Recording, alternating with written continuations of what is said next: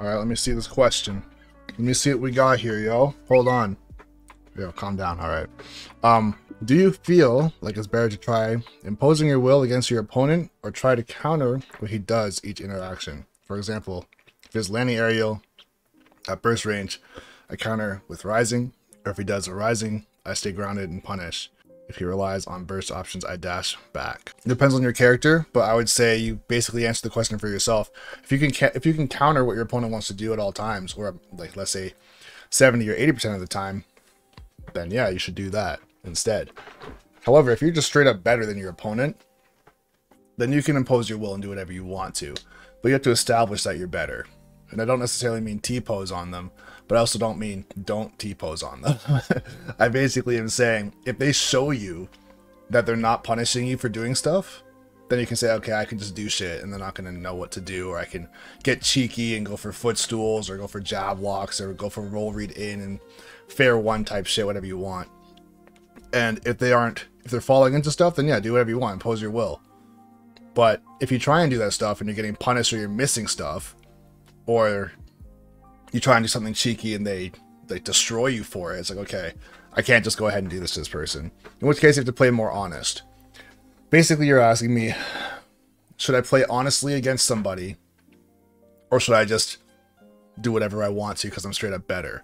Realistically, you should only do whatever you want if you are, in fact, for sure straight up better. Or if the game doesn't actually matter, in which case, like if you're playing friendlies or like Elite Smash or something. In a tournament, though, if it's someone that you've played against before, and you know that you're better, like way better than them, then sure, fucking get on Yeet Smash, do whatever you want to. But if it's a complete stranger and you have no idea who they are, you have no idea what their credibility is as far as how good of a player they are, then yeah, you gotta treat it like you gotta sweat it out. Here's the thing, if you sweat it out game one and you destroy them, then sure, you should probably have the download at that point game two, or you can start styling on them and do whatever you want and just run in and make things happen just to get them out of the way. But if you try and play that way in the first game and you lose really, really badly, then you can't really do that shit. It has to be a balance. It's not as black and white to just say, just fucking run in there and YOLO. If you run in there and YOLO, then you're probably going to get killed, unless they are actually terrible. That's my TED Talk. That was like 26 seconds long. How do you deal with super aggressive players when you have no projectile? Same thing. Honestly, if someone wants to play super aggressive, just continuously whiff punish them. Because if someone's being aggressive, they're going to be jumping in and throwing out attacks that are probably not going to be all safe. They might throw something in that is safe, but then they're going to panic or try and cover an option with something that is not safe. I'll say somebody like Fox, for example. He'll probably jump in Nair, but if he's playing very aggressive, he'll probably potentially either dash attack right away, down tilt right away, or up tilt right away after his Nair. Or even jab, right? If he's not doing that, let's say he's jumping in with Nair then dashing away, I wouldn't call that aggressive. I call that normal. I call that pokes. I call that playing neutral and trying to actually bait you into doing something. But if he's playing genuinely aggressive, or same thing with like a Roy. If Roy does like landing fair, rising fair, like landing fair, down tilt, or landing fair, dancing blade, like they're actually just not caring about shielding or getting whiff punished, then sure. You should be whiff punishing them even just out of shield. If someone's doing, yeah, like panic spot dodging, so let's say doing landing fair, spot dodge, down smash, for example, all of those things are not grab, in which case you could still shield all of that. Shield the Nair, or shield the fair. You can hold shield throughout spot dodge, and if they down smash, you can punish that. Or if you know they're going to spot dodge, you can try and punish the end of the spot dodge before the down smash comes out. Yeah, that's basically it. Or during the spot dodge, you could jump out of shield, and as they're doing the down smash, you can go for a down air, or a fair, or jump over them, come down with a back air. You could go for a tomahawk grab.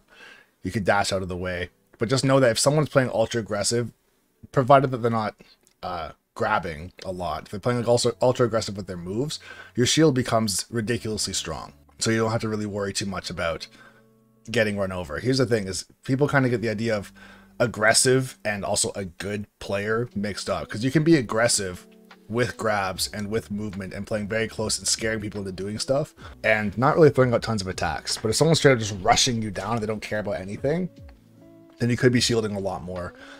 Force them to adjust, make them start going for grabs. If they start going for grabs because you're shielding, two things: they're going to be trapped on the ground because they're trying to grab, and number two, if they're missing grabs, they're wide open to getting punished, in which case if you're jumping over the grabs because now they're trying to grab you, you can get away from that, or you can just be dashing out of the way, so when they miss their grab you can punish it, or you can dash out, dash back in and get a grab of your own.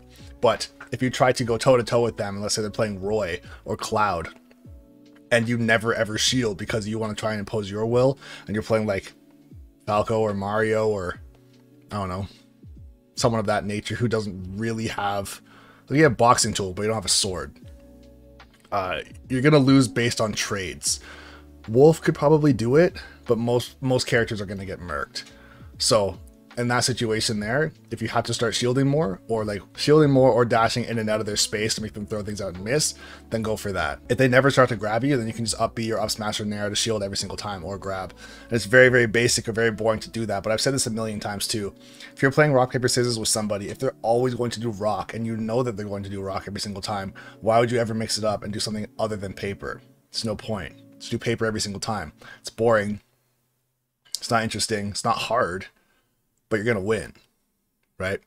So that's what I'd say against that. It's one of the biggest things too as a player is you should know how to do multiple different play styles with a singular character, and also know how to switch up those multiple different play styles during a game.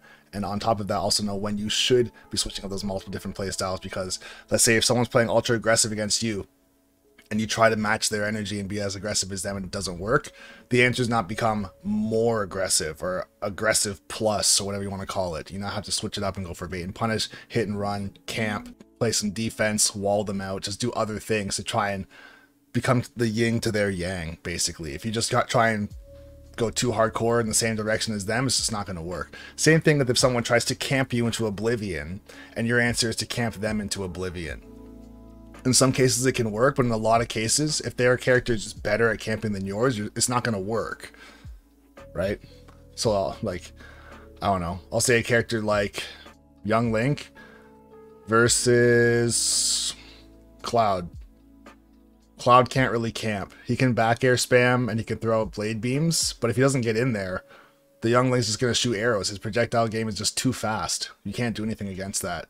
Or if you wanted to play a character like Fox even, and you wanted to just sit back with Reflector and shoot lasers the entire game, while Young Link also does what he's doing. It's like, okay, you can do that, but eventually the Young Link, if he happens to give in or catch you lacking because you throw out your Reflector at the wrong time, he's not going to come down and catch you with something. He has his tether grab, which gives him extra range, right? He does have some combos off of grab, and he can also just jump in after like a boomerang or an arrow, and he can finesse you, because if he throws the boomerang at the ground and you try to reflect it, if he fast falls underneath it, it bounces off the ground, goes over his head, he goes underneath and gets a down tilt or a grab or whatever he wants. So of course he'd have to switch up what he's doing a little bit there, but also to say that you're going to try and make a living as a Fox player who just shoots lasers and reflects the entire time, unless you reflect everything perfect, you're probably going to lose, even if it's by time. It's not worth doing. So the Fox players should, of course, not play stupid like that. They should be abusing the fact that they have speed and combos, and they shouldn't be afraid to get in there. But if you're scared as a Fox player and you're just trying to sit back and try and figure them out, it's basically... it's an hourglass filling with sand saying, if you don't figure me out in time, or taking time bomb, whatever you want to say, if you don't figure me out in time, you're going to just lose. If you want to play the slow game, I got all day or all night or whatever you want to say, and you're going to lose. If you want to play the fast game, as the Young Link player, you should be prepared for when someone switches gears so that you are able to keep up with them and not let yourself get finessed. Yeah, exactly. It's very boring and lame, but you beat someone who doesn't want to adapt. That's all it is. Honestly, with Smash, whoever adapts last wins. Right? If the opponent gets caught in the midst of adapting, it can be too little too late, right? If you're in the middle of adapting and you do it last, you can lose from that. But if you've already adapted and now the ball's in the other person's court to figure you out and they don't figure you out, then they lose. Also, just being aware of being able to play against different characters or different matchups for different characters in different ways.